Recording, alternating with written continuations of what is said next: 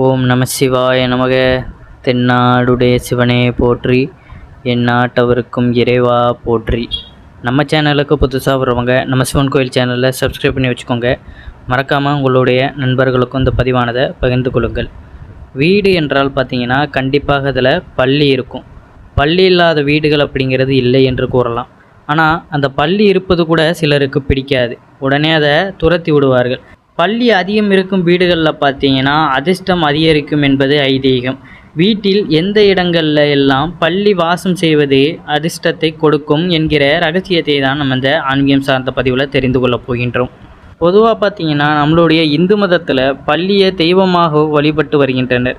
இன்றும் பல்வேறு கோயில்களில் பார்த்தீங்கன்னா பள்ளியை தொட்டு தடவி வழிபடும் வழக்கமும் இருந்து வருகின்றது. புராணங்களில் கூட பள்ளிக்கு என்று ஒரு தனி இடம் உண்டு. இப்படி பள்ளிக்கும் ஆன்மீகத்திற்கும் இருக்கும் தொடர்பை முன்னிறுத்தி நம் வீட்டில் எங்கெல்லாம் அதிர்ஷ்டத்தை தரும் என்று பார்ப்போம். முதலாவதாக பார்த்தீங்கன்னா வீட்டில் பள்ளி இருப்பது என்பதே அதிர்ஷ்டம்தான் என்று சாஸ்திரங்கள் குறிப்பிடுகிறது. பள்ளி இல்லாத வீட்டில் நிம்மதியும் இருக்காது என்று கூறப்படுகிறது. பள்ளி தெய்வீக அம்சமாக கருதப்படுவதால் அவற்றை அடிக்கவோ துன்புறுத்தவோ கூடாது. இவ்வாறு செய்தால் பாவம் வந்து சேரும். உங்களுக்கு பிடிக்கவில்லை என்றால் அதை துன்புறுத்தாமல் சும்மா தட்டி நம்ம விரட்டி விடுவது நல்லது. அதை விடுத்து பாவத்தை நம்ம சேர்க்கக்கூடாது. ஏன்னா ஒரு உயிரை கொள்வது அப்படிங்கிறதே பாவம்தான். அதனால் பார்த்திங்கன்னா பள்ளி சிலருக்கு பிடிக்கும், சிலருக்கு பிடிக்காது. அந்த சத்தம் பார்த்திங்கன்னா பள்ளி நம்ம ஏதாவது ஒன்று வேண்டி கொண்டிருப்போம், இல்லை ஒன்று நினச்சிக்கிட்டு இருப்போம். ஏதாவது ஒரு விஷயம், நல்ல ஒரு விஷயத்தை நம்ம மனதிற்குள் நினைக்கும்போது பார்த்திங்கன்னா பள்ளி சத்தமிடுது அப்படிங்கிற பட்சத்தில் அது நமக்கு நேர்மறை ஆற்றல் உண்டாக்கும். அப்போ நம்ம செய்கின்ற அந்த காரியமோ தொடங்க போகிற செயலோ கட்டாயம் நல்லபடியாக நடக்கும் அப்படிங்கிறத அந்த பள்ளியின் மூலமாக நமக்கு இறைவன் உணர்த்துகிறார் அப்படிங்கிறத நம்ம புரிந்து கொள்ளணும். அந்த நேரத்தில் நமக்கே ஒரு நல்ல வைப்ரேஷன் கிடைக்குமே. இப்போ நம்ம ஒன்று நினைக்கிறோம், அது நல்லபடியாக நடக்குமா அப்படிங்கிற மனக்குழப்பத்திலே இருக்கும் பொழுது அது கட்டாயம் நல்லதாக நடக்கும் அப்படிங்கிற அந்த பள்ளி சத்தத்திலே நமக்கு அது தெரிந்து விடுகின்றது. சில வீடுகளில் பார்த்திங்கன்னா வீட்டின் பூஜை அறையில் பள்ளி இருந்தால் மிகுந்த அதிர்ஷ்டத்தை கொடுக்கும் ஒரு விஷயமாக கருதப்படுகிறது. செல்வ செழிப்பும் மகிழ்ச்சியுமே நிறைந்திருக்க வீட்டு பூஜை அறையில் பள்ளி இருக்க வேண்டும். சிலருடைய இல்லங்களில் பார்த்திங்கன்னா எப்போதுமே பார்த்திங்கன்னா பூஜை அறையில் பள்ளிகள் நடமாட்டம் அதிகமாகவே இருக்கும். இவ்வாறு இருக்கும் இல்லங்கள் பார்த்திங்கன்னா அதிர்ஷ்டம் நிறைந்தவையாகவே கருதப்படுகிறது. இவர்களுக்கு பில்லி சூனியம் ஏவல் போன்றவை எப்பொழுதுமே அண்டாது என்றும் கூறப்படுகிறது. பள்ளி நம்மையும் வீட்டையும் காவல் காக்கும் அரணாக பூஜை அறையில் இருந்து செயல்படுமாம். அதுபோல் பார்த்திங்கன்னா நம்மளுடைய வீட்டில் துளசி மாடம் வைத்திருந்தால் அந்த இடத்தில் பள்ளி இருக்கிறதா என்று பாருங்கள். துளசி மாடத்தில் இது வாசம் செய்தால் மகாலட்சுமியுடன் மகாவிஷ்ணு சேர்ந்து அருள் புரிவதாக ஐதீகம் உண்டு. துளசி மாடம் மகாலட்சுமியையும் பள்ளி மகாவிஷ்ணுவையும் குறிப்பதால் இவை இரண்டும் ஒன்றாக இருக்கும் இடத்தில் சகல சௌபாக்கியங்களும் நிறைந்திருக்கும் என்பது நம்பிக்கை. குறிப்பாக பார்த்திங்கன்னா சமையலறையில் பெரும்பாலும் பள்ளி இல்லாமல் அளவு பார்த்து கொள்வது மிகவும் நல்லதாக இருக்கும். அப்படியே இருந்தாலும் பார்த்திங்கன்னா சமைத்த நம்ம சாப்பிடக்கூடிய உணவுகளை நன்றாக நம்ம மூடி வைத்து விடணும். பருகுகின்ற நீராக இருக்கட்டும், எதுவாக இருக்கட்டும், சமையலறையில் இருக்கின்ற நம்ம உண்ணுகின்ற உணவுப் பொருட்கள் எதுவாக இருந்தாலும் அதை நம்ம பள்ளி விழாதவாறு மூடிக்கொள்ள வேண்டும். மேலும் பார்த்திங்கன்னா பள்ளி நம் மீது விழுவதால் விழும் இடத்திற்கு ஒவ்வொரு பலன்கள் உண்டு என்பது நம்ம அனைவருமே அறிந்தது தான். இப்படி பள்ளி விழும் பலன்களை பார்த்து பயப்படாமல் பார்த்திங்கன்னா அன்றைய நாளில் நீங்கள் மகாவிஷ்ணுவை துளசி சாற்றி வழிபட்டால் போதும், பாவங்கள் நீங்கி புண்ணியங்கள் சேருமா. அதாவது பள்ளி விழுந்துருச்சு அப்படிங்கிறதுனால நம்ம பயப்பட தேவையில்லை. இறைவனை மனதார வேண்டிக் கொண்டாலே போதும். இறைவனை மிஞ்சிய சக்தி அப்படிங்கிறது எதுவும் கிடையாது. அதனால் அன்றைய நாளை நம்ம பள்ளி விழுந்துருச்சு ஏதோ அபசுகுணமாக நடக்குமா அப்படிங்கிற அந்த மனக்குழப்பம்லாம் வேண்டாம். இறைவனை மனதார நினைத்து கொள்ளுங்கள். நம்ம எதுவும் தவறு செய்வது கிடையாது அப்படிங்கிற பட்சத்தில் பார்த்திங்கன்னா எதற்கும் பயப்பட வேண்டாம். அதனால் இறைவனை மட்டும் வணங்கிட்டு அன்றைய நாளை கடந்து போக பழகி கொள்ளுங்கள். அதுபோல் பார்த்திங்கன்னா படுக்கை அறையில் பள்ளிகள் இருந்தால் ஒற்றையாக இருக்கக்கூடாது, ஜோடி ஜோடியாக பள்ளி இருந்தால் நல்லது என்று கூறப்படுகிறது. இதனால் பார்த்திங்கன்னா கணவன் மனைவிக்குள் இருக்கும் சண்டைகள் சீக்கிரமாக சரியாகிவிடும். அந்த அளவிற்கு நல்ல பலன்களை கொடுக்கக்கூடிய விஷயமாக அமைந்துள்ளது. எனவே பார்த்திங்கன்னா இனியும் பள்ளியை கண்டால் அருவருப்பாக நினைக்காமல் அவை தரும் அதிர்ஷ்டத்தையும் நம்ம நினைக்கலாம். எல்லா உயிர்களும் பார்த்திங்கன்னா ஒரு வகையில் அனைத்துமே சமந்தான். அதனால் இந்த உயிர் கேவலமாக இருக்குது, இந்த உயிர் அசிங்கமாக இருக்குது அப்படிங்கிறதெல்லாம் கிடையாது. அனைத்து உயிருமே அழகு தான் அப்படிங்கிறத நம்ம நினைவில் வைத்து கொள்ள வேண்டும். ஏன்னா நமக்கு முன்னாடி வாழ்ந்தவர்களுக்கு பார்த்திங்கன்னா பள்ளியினுடைய அதனுடைய அருமை அப்படிங்கிறது தெரிந்திருக்கும். பள்ளி ஒரு நேர்மறையானது. ஜோதிட வடிவில் பார்த்தீங்கன்னா பள்ளி பல வகையில் நமக்கு பயனுள்ளதாக ஜோதிட சாஸ்திரங்கள் நமக்கு உணர்த்துகின்றது. பள்ளிகளை கண்டாலே பார்த்தீங்கன்னா பெரும்பாலானோர் பயப்படுவார்கள், அவற்றை வீட்டை விட்டு வெளியேற்ற முயற்சிக்கின்றனர். ஆனால் ஜோதிட நம்பிக்கையின்படி பார்த்தீங்கன்னா பள்ளி பண விஷயங்களில் மங்களகரமானதாக கருதப்படுகிறது.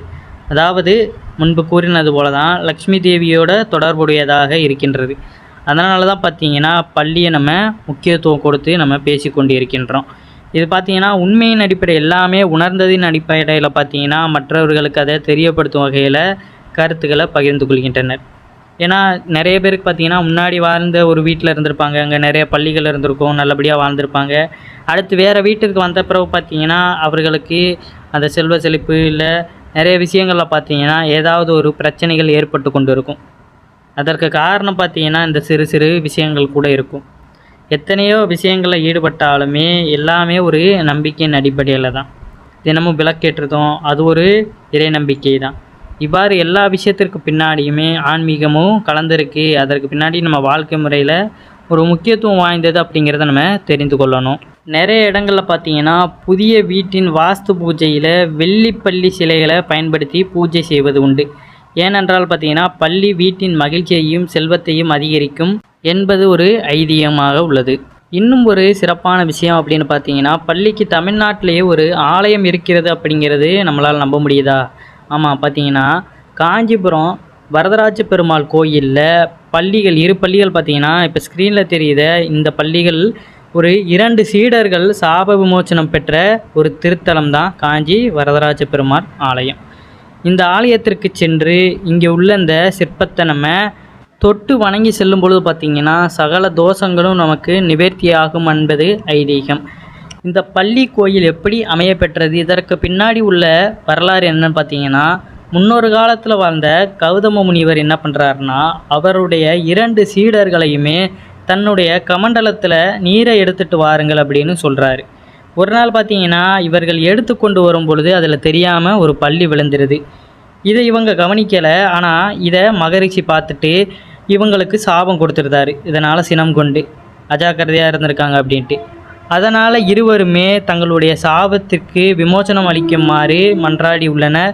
அதனால் கௌதம மகரிஷியும் காஞ்சி வரதராஜ பெருமாள் கோயிலுக்கு சென்று அங்கு அவரை பூஜித்து வாருங்கள், உங்களுக்கு சாப விமோசனம் கிடைக்கப்பெறும் என்று சொல்லியிருக்காரு.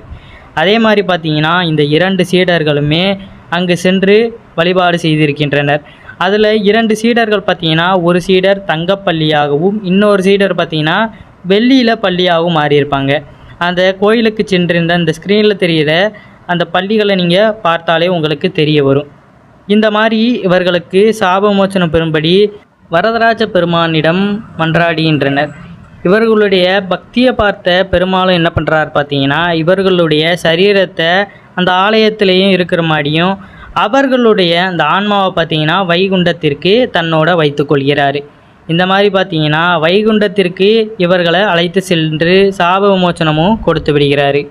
அன்றிலிருந்து பார்த்தீங்கன்னா அந்த ஆலயங்களுக்கு சென்று நம்ம அந்த பள்ளிகளை தொட்டு கும்பிடும் பொழுது பார்த்திங்கன்னா நமக்கு எந்த ஒரு தோஷங்களாக இருந்தாலுமே அது நமக்கு நிவர்த்தியாகும் அப்படிங்கிறது தான் ஐதீகம். அதனால தான் பார்த்திங்கன்னா பள்ளிகளுக்கு இவ்வளவு முக்கியத்துவம் வாய்ந்த சிறப்பு உண்டு அப்படிங்கிறது சொல்லப்படுகிறது. அதனால் வீடுகளில் சரி எங்குமே நம்ம பள்ளிகளை துன்புறுத்தக்கூடாது அப்படிங்கிறது ஒரு ஐதீகமாக இருக்கின்றது. பள்ளி அப்படின்னாலே நமக்கு அதிர்ஷ்டம் தரக்கூடியதாக இப்போ மாறிக்கிட்டு வருகின்ற சமயத்தில் பார்த்திங்கன்னா இப்போ நிறைய வீடுகள் இப்போ நிறைய நம்ம டிசைனாக வீடுகளை வைக்கின்றதுனால இவ்வாறான இதுகள் நம்ம பார்க்க முடியாது. இப்போ நிறைய அழிந்து கொண்டு வருவதனால நம்மளுடைய வாழ்க்கை முறையும் நிறைய அழிந்து கொண்டு தான் வருகிறது. அதனால் பார்த்திங்கன்னா எல்லாமே ஒரு வகையில் நமக்கு வாழ்க்கை முறையில் அதிர்ஷ்டத்தையும் ஆரோக்கியத்தையும் கொடுக்கக்கூடியது அப்படிங்கிறத நன்கு நம்ம உணர்ந்து கொள்ளணும். ஆனால் பள்ளிகள் வீட்டில் இருந்ததுன்னா பெரும்பாலும் பார்த்திங்கன்னா அது உங்களுக்கு பிடிக்கலைன்னா கையால் நம்ம சுபத்தில் தட்டி விடும்போது அது அங்கேருந்து நகர்ந்து போய்விடும். அதை மனசில் நம்ம நினைத்து கொள்ளணுமே தவிர அது உடனே வீட்டை விட்டு விரட்டி அடித்து கொள்ளணும் அப்படின்னு துன்புறுத்தக்கூடாது. பள்ளியை நம்ம துன்புறுத்தினாலே அது நமக்கு பெரிய பாவத்தை கொண்டு வரும் அப்படிங்கிறத முதல்ல நம்ம உணர்ந்து கொள்ளணும். முடிந்தளவு பார்த்திங்கன்னா நம்ம அந்த ஆலயத்திற்கு சென்று நம்மளுடைய தோஷங்களையுமே அங்கே நிவர்த்தனம் பண்ணிக்கலாம் அப்படிங்கிறது தான். பெரும்பாலான மகாவிஷ்ணு ஆலயங்களில் பார்த்திங்கன்னா இவ்வாறான பள்ளி சிலைகளை நம்ம பார்க்கலாம். சில கோயில்கள்லாம் பார்த்தீங்கன்னா மரத்தை சுற்றி பலர் நின்று கொண்டு எதையோ கைகட்டி பார்த்து கொண்டு இருப்பது மாதிரி தெரியும். அது என்னதுன்னு கேட்டிங்கன்னா இது வேறு கிடையாது. கோவில்களில் உள்ள விருட்சக மரங்களில் பல்லியை பார்ப்பது தேவர்களை தரிசிப்பதற்கு சமம் என்று கூறப்படுகிறது. அதனால தான் பார்த்தீங்கன்னா அதை தெரிந்தவர்கள் மரத்தில் உள்ள பல்லிகளை கண்டு அங்கு தேவர்களுடைய ஆசீர்வாதத்தை பெற்று செல்வார்கள் என்பது ஐதீகமாக கருதப்படுகிறது. அதனால் பல்லியினுடைய முக்கியத்துவத்தை அறிந்து இனிமேலும் பார்த்தீங்கன்னா நம்ம பல்லியை துன்புறுத்தி இருந்தாலும் அந்த செயல்களில் ஈடுபடக்கூடாது. நம்ம ஏதாவது பேசும்பொழுது கூட பல்லி அடிக்கடி சத்தமிட்டு கொண்டிருக்கும். அது நல்ல விஷயமோ கெட்ட விஷயமோ அந்த நேரத்தில் பல்லியோட சத்தத்தை நம்ம ஒரு ஆதாரமாக எடுத்துக்கொள்ளலாம். இப்போ நல்ல விஷயம் பேசுகிறோம்னா அந்த இடத்துல அது நமக்கு நல்லபடியாக முடியும் அப்படிங்கிற மாதிரியும், கெட்ட விஷயம்னா கொஞ்சம் ஜாக்கிரதையாக இருக்கணும் அப்படிங்கிறதே நம்ம புரிந்து கொள்ளணும். ஏன்னா சில நேரங்களில் பார்த்தீங்கன்னா நம்ம செய்கின்ற செயல்கள் அவ்வளோவா நம்மளுக்கு வெற்றி கிடைக்காது. ஏன்னா அது நமக்கானதும் கிடையாது அப்படிங்கிறத நம்ம உணர்த்தும் வகையில் அது இருக்கும். ஒரு தவறான பழக்கத்தில் ஈடுபடுறோம், அது நமக்கு ஆரம்பத்தில் நல்லபடியாக இருந்தாலும் முடிவில் பார்த்திங்கன்னா பெரிய இழப்பீடையும் பெரிய நமக்கு துன்பத்தையும் கொண்டு வந்து சேர்க்கும். அது ஒவ்வொரு வகையிலையும் பார்த்திங்கன்னா இறைவன் நமக்கு தடங்களை கொண்டு வருவார். இதை செய்யாத, இது தவறு அப்படின்னு நம்மளுக்கு சொன்னாலுமே அது நமக்கு சில பேருக்கு புரிந்துருச்சுன்னா அதிலேருந்து வெளியே வந்துடும். புரியாதவங்க பார்த்திங்கன்னா அந்த மயக்கத்திலே அந்த ஆசையில் அது நமக்கு நல்ல பலன்களை கொடுக்கக்கூடியதாக இருக்கிற மாதிரி அவங்க அதிலே மூழ்கிடுவாங்க. பிற்காலத்தில் பார்த்திங்கன்னா அது நமக்கு பெரிய துன்பத்தை ஏற்படுத்தி விடும் அப்படிங்கிறது தான் ஐதீகம். அதனால் எது சரி எது தவறு என்று இறைவன் நமக்கு ஒவ்வொரு மூலையிலையுமே உணர்த்தி கொண்டு இருப்பார். அதை ஆராய்ந்து கவனமாக செல்வது மிகவும் நல்லபடியாக இருக்கும். அனைவரும் என்றும் இறையருள் பெற்று நலமுடன் வாழ வேண்டும். இந்த பதிவு உங்களுக்கு பிடிச்சிருந்ததுன்னா மறக்காமல் உங்களுடைய நண்பர்களுக்கும் இந்த பதிவை பகிர்ந்து கொள்ளுங்கள். ஓம் நம சிவாய நமக. நன்றி, வணக்கம்.